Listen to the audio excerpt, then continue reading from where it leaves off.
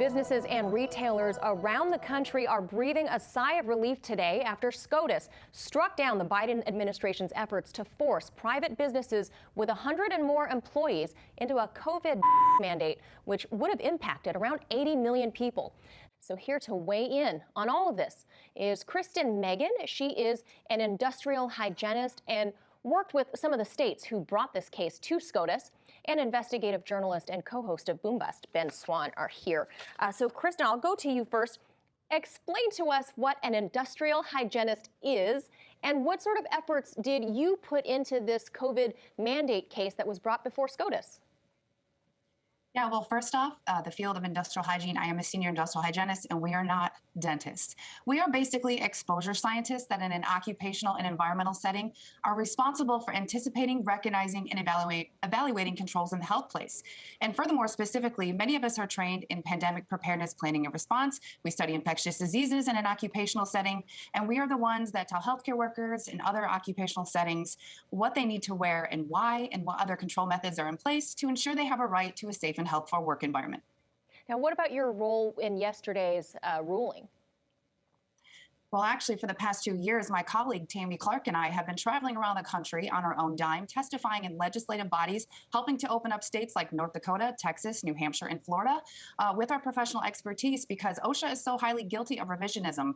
So when we heard, we were actually in the UP of Michigan about to give a speech when President Biden had dropped this claim that he could push this mandate through OSHA, kind of a backdoor move.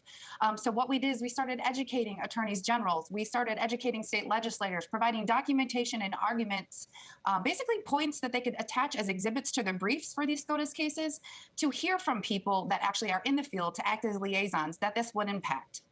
Very interesting. Now, Ben, on Boom Bust, you guys have covered this dismal COVID recovery.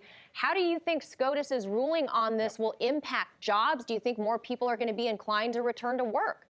Not necessarily. So here's the thing, is that SCOTUS got it right in terms of saying that the federal government does not have the authority to mandate, certainly not through OSHA, any kind of vaccination for workers. You can't order that workers get vaccinated and call that a health emergency as your reasoning for doing so. So basically what they said was the federal government took the wrong stance in doing this. But what the Supreme Court did not rule on, and they have not ruled on yet, and hopefully they will as other cases get to them, is whether or not private employers have the authority to require someone to be vaccinated or they lose their job. Either, no jab, no job policy.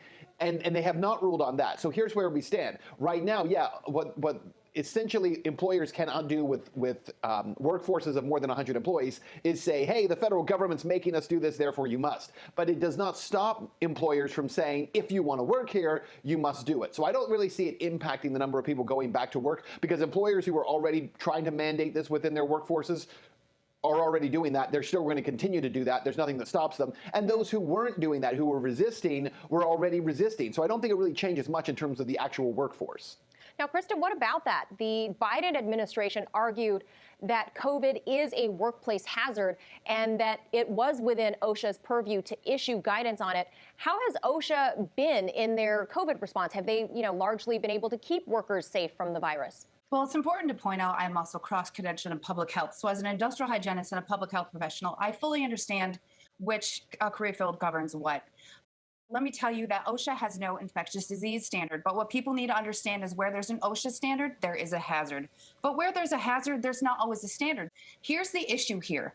When you have a hazard that is more of a public health issue, OSHA does not have the right to regulate, promulgate, or have any sort of enforcement criteria related to an infectious disease outside of a healthcare setting. And one bigger issue we need to understand is how OSHA has completely abandoned the basis of what they stand for. And that is following something called the hierarchy of controls. And one of the arguments that we included in these SCOTUS briefs is that vaccines are not legally allowed to be determined as a control method.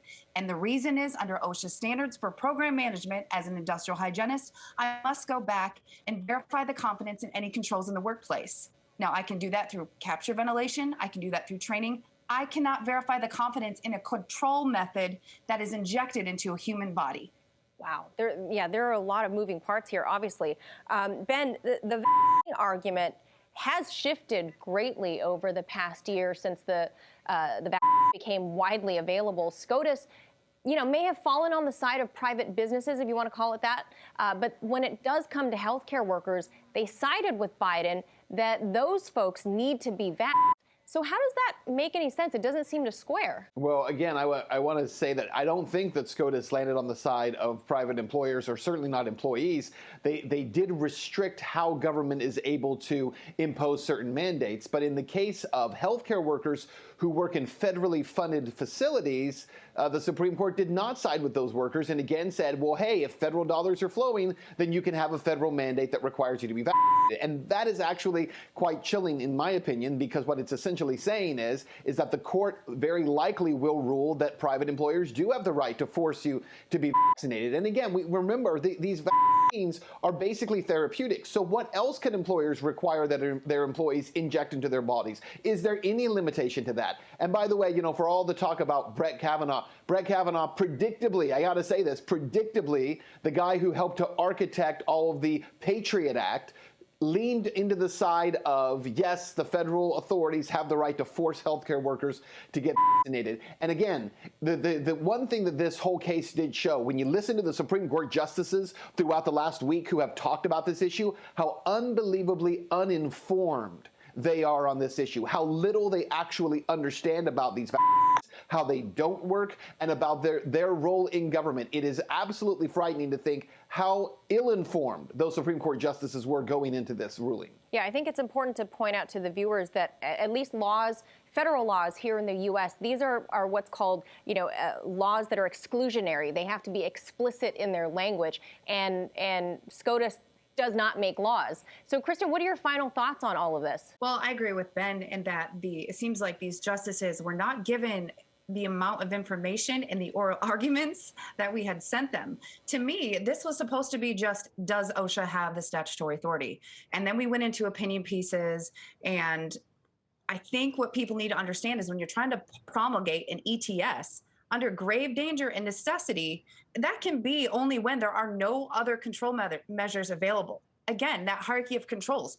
All we needed to do was implement engineering controls through dilution and destructive technologies within workplaces, like installing devices on HVAC systems that will kill 96% of viruses, mold, and bacteria.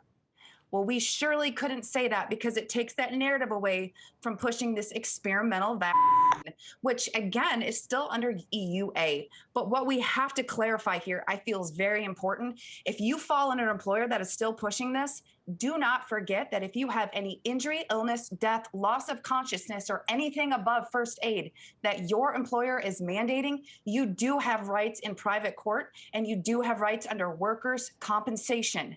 Now, OSHA removed it from the inspection criteria for record keeping, but it did not remove the liability. And you still have a right to religious and medical exemptions, and that is still afforded to those that fall under the CMS mandate or any other employer that through their own fruition is pushing these tyrannical, useless measures. Yeah, very important information. Unfortunately, I got to leave it right there. I could talk to you guys all day.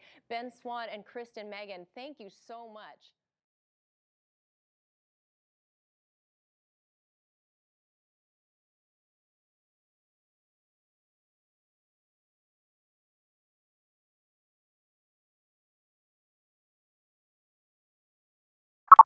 I stand for freedom, individual liberty, and the Constitution.